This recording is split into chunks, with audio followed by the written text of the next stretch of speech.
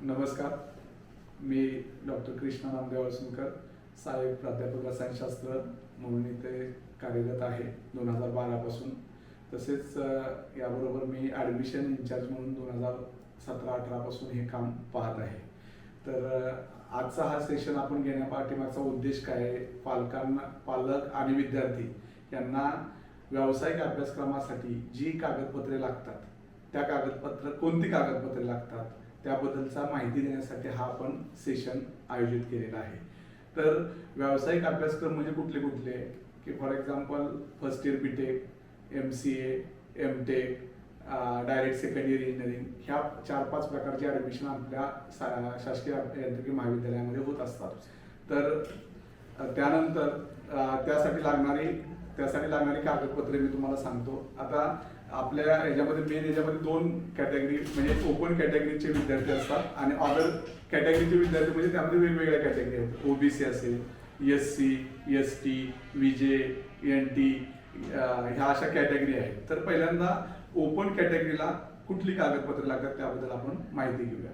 तर आता 12वी फिजिक्स, केमिस्ट्री, मॅथ्स या विषयाने झालेला विद्यार्थी हा इंजिनिअरिंगच्या ॲडमिशनसाठी इलिजिबल असतो आणि जी आपण त्याला इलिजिबिलिटी म्हणतो त्याबद्दलची माहिती तुम्हाला सगळी ब्राउचरमध्ये मिळणार आहे. म्हणजे विद्यार्थी फिजिक्स, केमिस्ट्री, मॅथमॅटिक्सनं पास झालेला असावा.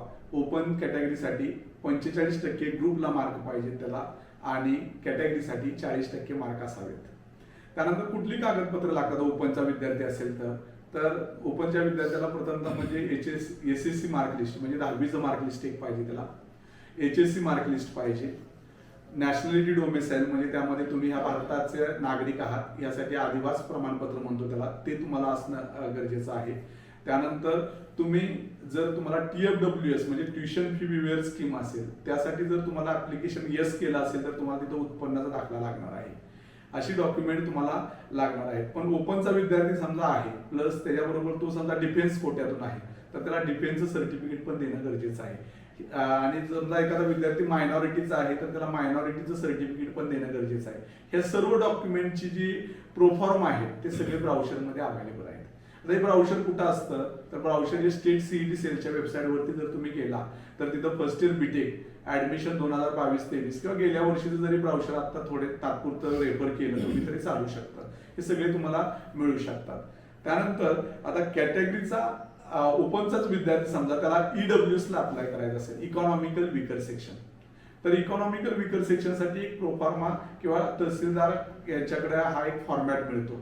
त्या फॉर्मॅटमध्येच तुम्हाला EWS चं सर्टिफिकेट मिळतं इकॉनॉमिकल वीकर सेक्शन साठी, हे लक्षात घ्या. त्यानंतर कॅटेगरीचा विद्यार्थी समजा प्रत्येक कॅटेगरीला वेगवेगळी म्हणजे डॉक्युमेंट लागतात. तरी पण मी हे सांगतो SC ST चा कॅटेगरीचा विद्यार्थी असेल तर त्यालाही 10वीचं मार्क लिस्ट लागेल, 12वीचं मार्क लिस्ट लागेल, कास्ट सर्टिफिकेट लागेल, कास्ट व्हॅलिडिटी सर्टिफिकेट लागेल. SC ST च्या विद्यार्थ्यांना फक्त नॉन क्रिमिलियर लागणार नाही, हे लक्षात घ्या. बाकीच्या कॅटेगरीचा विद्यार्थी म्हणजे कुठला OBC, NT, VJ NT, SBC ह्या कॅटेगरीच्या विद्यार्थ्यांना नॉन क्रिमिलियर लागतं. आता नॉन क्रिमिलियर म्हणजे काय, त्याचं उत्पादन हे 8 लाखाच्या वर असू नये त्याला आपण नॉन क्रिमिलियर, ज्याच्या पालकाचं उत्पादन 8 लाखाच्या वर आहे ते नॉन क्रिमिलियर मध्ये बसत नाहीत, हे लक्षात घ्या. आणि आता एक पालकांना आणि विद्यार्थ्यांना एक विनंती आहे की बाबा काय होतं ऍडमिशनच्या वेळी तुम्ही डॉक्युमेंट काढायला जाता, रश असते तिथं, ते डॉक्युमेंट मिळत नाहीत, त्यामुळे तुमचं ऍडमिशन जाण्याची जास्त शक्यता असते. आणि ते जर डॉक्युमेंट तुम्ही तिथं जर प्रोड्यूस नाही केलं तर तुमची ती सीट जाते. म्हणून पालकांनी काय करायचंय, मुलगा आपला 10वीला, 11वीला किंवा 12वीची परीक्षा द्यायच्या अगोदरपासूनच ही डॉक्युमेंट काढायला सुरुवात करायची. कारण कास्ट व्हॅलिडिटी तुमची पुण्या लेवलला जाऊन किंवा एखाद्या डिव्हिजनल ऑफिसर कडनं मिळत असते, त्यामुळे त्याला एक 4-5 महिन्याचा कालावधी लागू शकतो. त्यामुळे सर्व पालकांना विनंती आहे की बाबा तुमचं पाल्य ज्यावेळी इंजिनिअरिंगला ऍडमिशन घ्यायच्या अगोदर एक 6-7 महिने तुम्ही अगोदरच ही डॉक्युमेंट मिळवायला सुरुवात करा. महत्वाचे डॉक्युमेंट कुठले आहेत कास्टवाल्यांना, कास्ट सर्टिफिकेट, कास्ट व्हॅलिडिटी आणि नॉन क्रिमिलियर. आणि हे नॉन क्रिमिलियर जे आहे ते 1-2 वर्षाची व्हॅलिडिटीनं दिलं जातं. त्यामुळे तुम्हाला प्रत्येक ऍडमिशनच्या वेळी त्या इयरला फॉर एक्झाम्पल 2022-23चं जर ऍडमिशन जर पाहिलं तर तुम्हाला मार्च 2023 पर्यंत व्हॅलिड असणारं नॉन क्रिमिलियर आवश्यक आहे, हे लक्षात घ्या. आणि विद्यार्थ्यांना SC STच्या विद्यार्थ्यांना नॉन क्रिमिलियर लागत नाही, परंतु बाकीच्या कॅटेगरीच्या विद्यार्थ्यांना नॉन क्रिमिलियर आवश्यक आहे.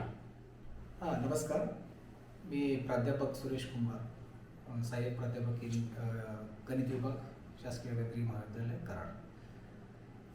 तर ह्या ॲडमिशन प्रोसेसबद्दल आता डॉक्टर अलसुंकर यांनी बरीच माहिती दिलेली आहे. त्यातले जे काही पॉईंट्स असे थोडेसे मिस झाले असे वाटतात ते पॉईंट्स मी कंटिन्यू करतो. तर याच्यामध्ये तुम्हाला आणखी एक डॉक्युमेंट असं लागतं की खास करून ज्या विद्यार्थ्यांना TFWS म्हणजे ट्युशन फी वेवर स्कीम अंडर ॲडमिशन घ्यायचं असतं, तर ट्युशन फी वेवर स्कीममध्ये ज्या विद्यार्थ्यांचं उत्पन्न हे 8 लाखापेक्षा कमी असतं अशा हेच विद्यार्थी याला एलिजिबल असतात. आणि त्या विद्यार्थ्यांना एक एक्स्ट्रा डॉक्युमेंट द्यावं लागतं, ते म्हणजे इन्कम सर्टिफिकेट. तुमच्या पालकांचं उत्पन्न हे 8 लाखाच्या आतमध्ये आहे हे दर्शवणारं ते इन्कम सर्टिफिकेट त्याला आवश्यक आहे. ते सर्टिफिकेट नसेल तर तुम्ही TFWS कोट्यासाठी एलिजिबल राहत नाही आहे. नंतर काही विद्यार्थी हँडिकॅप राहतात, PWD पर्सन विथ डिसॅबिलिटी. तर असे जे विद्यार्थी आहेत त्यांचं जे सर्टिफिकेट आहे जे सिव्हिल सर्जनने एन्डोर्स केलेलं असतं, तर ते सर्टिफिकेट या ठिकाणी आवश्यक आहे. त्याच्यावरती मोर दॅन 40% डिफिशियन्सी असल्याचं त्यांनी नमूद केलेलं असावं, अदरवाईज त्याचं बेनिफिट तुम्हाला मिळणार नाही. तर अशी जी डॉक्युमेंटची लिस्ट आहे, या डॉक्युमेंटच्या लिस्टमध्ये तर आपण स्टार्टिंगपासून सुरुवात केली की कोणते कोणते डॉक्युमेंट लागतात. तर तुमचं SSC मार्कशीट, HSC मार्कशीट, त्याच्यानंतर डॉक्युमेंट लागतं नॅशनॅलिटी सर्टिफिकेट, की नॅशनॅलिटी सर्टिफिकेटवरती तुम्ही यू आर इंडियन हे मेन्शन केलेलं असतं. तुमची नॅशनॅलिटी तुमच्या लिव्हिंग सर्टिफिकेटवरून पण घेऊ शकतो, पण प्रत्येक विद्यार्थ्याला डोमिसाईल सर्टिफिकेट हे कंपल्सरी केलेलं आहे. त्यामुळे डोमिसाईल सर्टिफिकेट काढणं आवश्यक आहे. तर तुम्ही तहसीलमधून जे सर्टिफिकेट काढता की ज्याच्यामध्ये नॅशनॅलिटी, एज, डोमिसाईल हे तिन्ही गोष्टी मेन्शन केलेल्या असतात, हे जर सर्टिफिकेट काढलं तुम्ही तर तुम्हाला लिव्हिंग सर्टिफिकेटची नॅशनॅलिटी दाखवायची काही गरज नाही आहे. एकाच डॉक्युमेंटमध्ये तुम्हाला दोन्ही गोष्टी मिळू शकतात. तर डोमिसाईल नंतर इथे लागेल तुमची पर्टिक्युलर जर काही कॅटेगरी असेल तुमची, मग ती SC असो, ST असो, NT1, NT2, NT3, BC, OBC किंवा EWS असेल, तर ही कॅटेगरी दर्शवणारं तुमचं document caste certificate, caste validity. आता बऱ्याच वेळा असं होतं की विद्यार्थ्याजवळ कास्ट सर्टिफिकेट आहे आणि कास्ट व्हॅलिडिटी नसते, कास्ट व्हॅलिडिटी आहे, नॉन क्रिमिनल नसतं. यातलं एक जरी डॉक्युमेंट तुमच्याकडे नसेल तर तुम्हाला त्या कॅटेगरीचं बेनिफिट घेता येत नाही. त्यामुळे केअरफुली तुम्ही आत्ताच त्या डॉक्युमेंटसाठी प्रयत्न करावा. आणि जनरली असं होतं की ज्यावेळी कास्ट व्हॅल्यू आपल्याला काढायचं असते, एक तर आपण 12वीमध्ये असताना तो प्रस्ताव सादर करावा लागतो, पण बऱ्याच विद्यार्थ्यांच्या लक्षातच येत नाही की हा प्रस्ताव द्यायचा असतो म्हणून. तर ज्यावेळी लोकांनी हा प्रस्ताव दिलेला नाही आहे त्यांनी इथून पुढे प्रोसेस करावी, कारण नेहमी रूल्स बदलत असतात. कारण स्टार्टिंगला जे आता ब्राउशर येईल त्या ब्राउशरमध्ये असा एखादा रूल असेल की तुम्हाला ज्यावेळी फॉर्म सबमिट करायचा आहे त्याच वेळी हे डॉक्युमेंट आवश्यक आहे. की बऱ्याच विद्यार्थ्यांचे असं होतं की पर्टिक्युलर डॉक्युमेंट मिळतच नाही आहे किंवा समाज कल्याण ऑफिसला भरपूर रश आहे, अशा वेळेला थोडीशी शिथिलता त्याच्यामध्ये येऊ शकते की बाबा तुम्ही कास्ट व्हॅलिडिटी सर्टिफिकेट हे रिपोर्टिंगच्या वेळेला सबमिट करू शकता, अशी थोडीशी शिथिलता मिळू शकते, पण ही श्युअरिटी नाही याच्यामध्ये. तर त्यामुळे तुम्ही शक्य होईल तेवढे सर्व डॉक्युमेंट फॉर्म सबमिट करण्या अगोदर जमा करावेत, जेणेकरून तुम्हाला त्रास होणार नाही. असं कारण लास्ट इयर बऱ्याच विद्यार्थ्यांना असं झालेलं आहे की अलॉटमेंट झालेली आहे पण डॉक्युमेंट नाही आहे आणि त्यामुळे त्याची हातची सीट गेली. तर हे टाळण्यासाठी तुम्हाला सर्व डॉक्युमेंट केअरफुली जमा करावेत. नॉन क्रिमिनलची डेट तपासून पहा की 2023 पर्यंत व्हॅलिड आहे की नाही, हे केअरफुली पहा. तर बरेच विद्यार्थी बाहेरचे असतात, खास करून जे डिफेन्समध्ये ज्यांचे पालक आहेत असे विद्यार्थी, तर त्यांचं डिफेन्स सर्टिफिकेट, जिल्हा सैनिक कल्याण विभागमधून जे सर्टिफिकेट मिळालेलं आहे ते आहे की नाही व्यवस्थित ते पहा. बरेच विद्यार्थी कर्नाटक महाराष्ट्र बॉर्डरवरती असतात, अशा विद्यार्थ्यांचे पर्टिक्युलर डॉक्युमेंट आहेत की नाही हे तपासून पहा की जेणेकरून पुन्हा त्रास होणार नाही. आणि ज्या विद्यार्थ्यांना याच्या व्यतिरिक्त महाराष्ट्र स्टेट सोडून म्हणजे जे आपले ABCDE असे जे टाईप आहेत, हे टाईप सोडून ज्या विद्यार्थ्यांना अप्लाय करायचं आहे त्या विद्यार्थ्यांचे डॉक्युमेंट त्यांना फारशा डॉक्युमेंटची आवश्यकता नाही. त्यांना फक्त त्यांचं 10th आणि 12th याची मार्कशीट लागेल. आणि ज्या रिजनमध्ये ते निवास करतात, खास करून आता NRI स्टुडंट आहेत OCI आहे, आयलंडवरती राहणारे असे वर्कर्सचे पाल्ले आहेत, अशा विद्यार्थ्यांसाठी जे डॉक्युमेंट आहेत ते डॉक्युमेंट आत्ताच तुम्ही तयार ठेवा, जेणेकरून भविष्यामध्ये तुम्हाला त्रास होणार. नमस्कार, मी रमेश आनंदराव गायकवाड. मी हेड क्लार्क म्हणून आहे, विद्यार्थी विभाग हेड क्लार्क. डॉक्टर अळसुंकर सर आणि डॉक्टर कुंभार सरांनी आपल्याला बऱ्यापैकी सर्व माहिती दिलेलीच आहेच, पण तरी सुद्धा काही कागदपत्र अगदी कंपल्सरी लागतात, म्हणजे ॲडमिशनच्या वेळी कंपल्सरी डॉक्युमेंट लागतात, तर त्याविषयी थोडक्यात मी माहिती देण्याचा प्रयत्न करतोय. डोमेस्टिक नॅशनॅलिटी कंपल्सरी सर्व विद्यार्थ्यांसाठी आवश्यक आहेच. तसेच कास्ट सर्टिफिकेट, जे मागासवर्गीय विद्यार्थी आहेत त्यांना compulsory caste certificate, caste validity compulsory आवश्यक आहेच.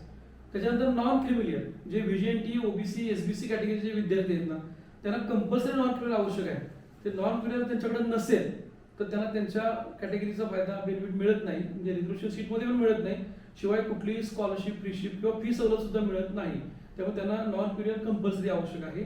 शिवाय त्याचबरोबर उत्पन्न दाखला जो 8 लाखापेक्षा कमी सक्षम प्राधिकाऱ्याचा आवश्यक आहे, कारण तो दाखला जर उत्पन्न ॲडमिशनच्या वेळी जर नसेल तर त्याला ओपन प्रमाण फी भरावी लागते. त्यामुळे आतापर्यंत येणाऱ्या अडचणीतून आपण जर पाहिलं की नॉन क्रिमिलियर आहे, कास्ट सर्टिफिकेट पण आहे, व्हॅलिडिटी सुद्धा आहे, परंतु उत्पन्न दाखला नाही, आणि त्याच्यामुळं काही विद्यार्थ्यांना ओपन प्रमाण फी भरावी लागते व प्रवेश घ्यावा लागतो. तर असं होऊ नये म्हणून त्या नॉन क्लिअर बरोबर उत्पन्न दाखला सक्षम प्राधिकाऱ्यांचा असणं आवश्यक आहे. त्यामुळे तो काळजीपूर्वक अगोदरच काढून घेणं आवश्यक आहे. त्याच्यानंतर जे आता सरांनी सांगितलं म्हणजे हँडिकॅप आहेत त्यांना अपंगाचा दाखला आवश्यक आहे. आजी माजी सैनिकांच्या पाल्यांना जे जिल्हा सैनिक कार्यालयाकडून मिळणारे डॉक्युमेंट आहे ते आवश्यक आहेच. आता सर्वात महत्वाचं म्हणजे जे आफ्टर डिप्लोमा करून जे डिग्रीला ॲडमिशन घ्या डायरेक्ट सेकंड इयरसाठी, त्या विद्यार्थ्यांच्याकडे कास्ट व्हॅलिडिटी नसते. काही वेळा डिप्लोमा करून ते प्रस्ताव पाठवले जात नाहीत, त्यामुळे त्यांची व्हॅलिडिटी झालेली नसते, आणि अशाच विद्यार्थ्यांना ॲडमिशनच्या वेळी खूप मोठा प्रॉब्लेम होतो. त्यामुळे असे जे काही विद्यार्थी असतील त्यांनी आता डिप्लोमा, आता एक्झाम झालेल्या डिप्लोमाच्या, त्या विद्यार्थ्यांनी स्वतः कॉलेजकडून शिफारस पत्र आणि सही शिक्का घेऊन ते स्वतःच्या म्हणजे सक्षम स्वतः जाऊन तिथं ते डॉक्युमेंट सबमिट करणं आवश्यक आहे, आणि ॲडमिशन पूर्वी ती व्हॅलिडिटी मिळवणं आवश्यक आहे. कारण कास्ट व्हॅलिडिटी नाही म्हणून ॲडमिशन मिळालं नाही असं होऊ नये, त्यासाठी आपण सर्व विद्यार्थ्यांनी काळजी घेतली पाहिजे.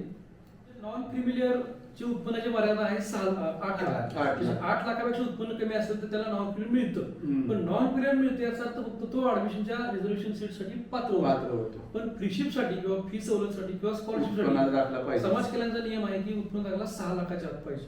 बरं, 6 लाखाच्या आत उत्पन्न लक्षात ठेवून तर त्या विद्यार्थ्याला त्या कॅटेगरीची फी सवलत फ्रीशिप मिळू शकते. म्हणजे 6 लाखाच्या आतला उत्पन्नाचा दाखला आणि नॉन क्रिमिलियर 8 लाखाच्या पाहिजे. काही पालकांचा असा समज होतो की आमचं नॉन क्रिमिलियर आहे, आमचं उत्पन्न नॉन क्रिमिलियर असल्यामुळे आम्हाला उत्पन्न 8 लाखापेक्षा कमी आहे, आम्हाला फ्रीशिप का मिळत नाही, तर ते समाज कल्याणची मर्यादा आहे 6 लाख फ्रीशिपसाठी. आणखी एक डॉक्युमेंट तुम्हाला लागतं ते म्हणजे तुमचा लागेल अकाउंट नंबर. आधार कार्ड, तर तुमचा किंवा तुमच्या पालकांचा जरी अकाउंट नंबर असला तरी चालतो. तर त्याचे जे पासबुकची झेरॉक्स आहेत ते पण तुम्ही किंवा पासबुक स्कॅन करून ते अपलोड करू शकता फॉर्म. आधार कार्ड व त्याला संलग्नित बँक अकाउंट. आता कसं आहे, स्कॉलरशिप जी जमा होते ते विद्यार्थ्याच्याच अकाउंटला जमा होते. पूर्वीच्या काळी कसं असायचं की बाबा कॉलेजला यायची आणि कॉलेज देत होतं, पण ते हे करण्यासाठी डायरेक्ट विद्यार्थ्याच्या अकाउंटमध्ये जमा करायचे असल्याने विद्यार्थ्यांना, आता 11वी 12वीचा विद्यार्थी म्हणजे बऱ्यापैकी मोठा झालेला आहे, त्या विद्यार्थ्यांना स्वतःचा आधार कार्ड आणि संलग्नित बँक अकाउंट काढून ठेवावं, म्हणजे ते तुम्हाला ऍडमिशनच्या वेळी उपयोगी पडेल. ते लिंक असावं, आधार कार्ड हे संलग्नित असावं बँक अकाउंटला. विद्यार्थी काय करतात की बाबा फॉर्म भरताना ऑनलाईन डॉक्युमेंट आहे म्हणून सांगतात आणि दुसरंच कुठलं तरी डॉक्युमेंट अपलोड करतात. पण विद्यार्थ्याला असं वाटतं की बाबा माझं त्या डॉक्युमेंटवरती पुढे जातंय, त्याचं फॉर्म कन्फर्म होतो, मेरिट लिस्टमध्ये नाव येतं, पण त्याला 3 ते 4 चाळण्या असतात. ही विद्यार्थ्याने पालकांनी लक्षात ठेवा. त्याला वाटतं की मी काय नाही, कास्ट व्हॅलिडिटी ठिकाणी नॉन क्रिमिलियर टाकलं आणि माझं ऍडमिशन कन्फर्म झालं, पण at the time of admission इन्स्टिट्यूटमध्ये ही सगळी डॉक्युमेंट पुन्हा चेक केली जातात, आणि जर तुमच्याकडे जर यातलं एकही डॉक्युमेंट जर नसेल तर त्या क्षणी तुमचं ऍडमिशन तिथे कट होतं. आणि विद्यार्थ्यांनी पालकांना, आता टेक्नॉलॉजीचं युग आहे, त्यामुळे काय पालक किंवा एखादा विद्यार्थी फेक सर्टिफिकेट अपलोड करायचा प्रयत्न करतो, पण ते जर तसं जर आढळलं तर त्यावरती फौजदारी गुन्हा होऊ शकतो. त्यामुळे विद्यार्थी आणि पालकांनी ही सतर्कता बाळगायची की जेणेकरून आपली डॉक्युमेंट आपण एक 5-6 महिन्या अगोदर तुम्ही जर चालू केलं तर सगळे डॉक्युमेंट तुम्हाला मिळणार आहेत, आणि जर नसेल आपल्याला जिथं आपण इलिजिबल नाही तर ते फेक डॉक्युमेंट लावण्याची काही गरज नाही, कारण त्या एज्युकेशनवरती विद्यार्थ्यांचं सर्व करिअर अवलंबून आहे, हे पालकांनी लक्षात घ्या. अशा आमच्या कॉलेजमध्ये 1-2 केसेस आपल्या इथं की ऍडमिशन झालेलं, त्याचं रोल कॉल लिस्टला नाव आलेलं, सिस्टीम मधून ते कॅन्सल झालेले ते ऍडमिशन. म्हणजे हे याला 4-5 चालणे आहेत. त्यामुळं पालकांनी आणि विद्यार्थ्यांनी एवढं सतर्क राहायचं आहे की आपलं कुठलंही डॉक्युमेंट, चुकीचं डॉक्युमेंट अपलोड करू नका. बरेच विद्यार्थी काय करतात की नेट कॅफेवरती आपले फॉर्म फिलअप करतात. नाही, फॉर्म तुम्ही नेट कॅफेला जरूर फिलअप करा, पण ज्यावेळेला फॉर्म भरला जातो, त्या व्यक्तीकडून भरला जातो, त्यावेळी तुम्ही कॉन्शियस असायला पाहिजे की पर्टिक्युलर इन्फॉर्मेशन, तुमची करेक्ट इन्फॉर्मेशन त्यात फिलअप होते की नाही, किंवा पर्टिक्युलर तेच डॉक्युमेंट अपलोड होते की नाही, ही इन्फॉर्मेशन तुम्ही केअरफुली पाहिली पाहिजे. कारण बऱ्याच विद्यार्थ्यांचं असंच झालेलं आहे की चुकीने वेगळे डॉक्युमेंट अपलोड झाले, भावाचे ॲडमिशन आहे पण बहिणीचे डॉक्युमेंट अपलोड झाले आणि त्यांचं ॲडमिशन विनाकारण त्यांना ॲडमिशन मिळालं नाही, त्रास झाला. बऱ्याच वेळा असंच झालेलं आहे की नेट केबीवरती जाऊन मिळालेली सीट लॉक करण्याऐवजी कॅन्सल करण्याचा प्रयत्न झालेला आहे आणि तो भुर्दंड हा तुम्हाला सोसावा लागणार आहे. त्यामुळे बी कॉन्शियस. तसेच विद्यार्थी आणि पालकांना जर ऍडमिशन बद्दल जर जास्त माहिती पाहिजे असेल तर आपल्या महाविद्यालयाच्या वेबसाईटवरती www.gckarad.ac.in ह्या वेबसाईटवरती जाऊन तुम्ही ऍडमिशनची सर्व इन्फॉर्मेशन घेऊ शकता. GC कराडच्या वेबसाईटवरती गेल्यानंतर तिथं ऍडमिशनचा टॅब येतोय. त्या टॅबमध्ये गेल्यानंतर तुम्हाला गेल्या वर्षीचा कट ऑफ किती होता आपल्या महाविद्यालयाचा, तसेच गेल्या आपल्या महाविद्यालयाची किती फी आहे, ऍडमिशन प्रोसिजर कशी आहे, याबद्दलची सर्व माहिती, इतंभूत माहिती इथं दिलेली आहे. तसेच जर तुम्हाला आणखीन काही जर इन्क्वायरी करायची असेल तर त्या ऍडमिशनच्या रिलेटेड ज्या स्टाफ बघतो त्याचे फोन नंबरही तिथं अवेलेबल करून दिलेले आहेत. त्यामुळे तुम्ही तिथं जाऊन तुम्ही त्या फोनवरून कॉन्टॅक्ट करून तुम्ही सर्व माहिती घेऊ शकता. तुम्हाला स्टेट CET सेलच्या वेबसाईटवरती पूर्ण महाराष्ट्रातले जेवढी कॉलेजेस आहेत त्या सर्व कॉलेजेसचा कट ऑफ गेल्या 2 वर्षाचा तिथेही तुम्ही पाहू शकता. विद्यार्थी आणि पालकांच्या मनामध्ये एक ऍडमिशन घ्यायच्या अगोदर एक प्रश्न असतो की तुमच्या कॉलेजचं प्लेसमेंट किती आहे, पहिला प्रश्न हा असतो. तर आपल्या शासकीय अभियांत्रिकी महाविद्यालयाची प्लेसमेंट पाहिली तर जवळपास 100% प्लेसमेंट आहे. प्रत्येक विद्यार्थ्याला 2 कंपन्यांचे लेटर म्हणजे अपॉइंटमेंट लेटर त्याच्या हातामध्ये असे आपल्या कॉलेजची 100% प्लेसमेंट आहे. तर त्या संदर्भात जर तुम्हाला माहिती पाहिजे असेल तर तुम्ही GC कराडच्या वेबसाईटवरती जाऊन प्लेसमेंट टॅबमध्ये गेल्यानंतर गेल्या 2 वर्षामध्ये किती विद्यार्थी कुठल्या कंपनीमध्ये किती पॅकेजवरती रिक्रूट झालेले आहेत ह्याची माहिती, इतंभूत माहिती सर्व दिलेली आहे. सदरचं प्लेसमेंटचं काम डॉक्टर अनिल आचार्य डीन 3 हे पाहत असतात. त्यांच्या मार्गदर्शनाखाली यांचं काम चालू आहे. ॲडमिशन बाबतची आज जी तुम्हाला इम्पॉर्टंट इन्फॉर्मेशन मिळालेली आहे, अशीच इम्पॉर्टंट इन्फॉर्मेशन प्रोसेसमध्ये आणखी जी बारकावे आहेत त्याविषयी पूर्ण माहिती तुम्हाला पुढे जे आमचे व्हिडिओ येतील त्याच्यामध्ये दिली जाईल. तर तुम्ही या चॅनलला सबस्क्राईब करा, लाईक करा, शेअर करा. धन्यवाद.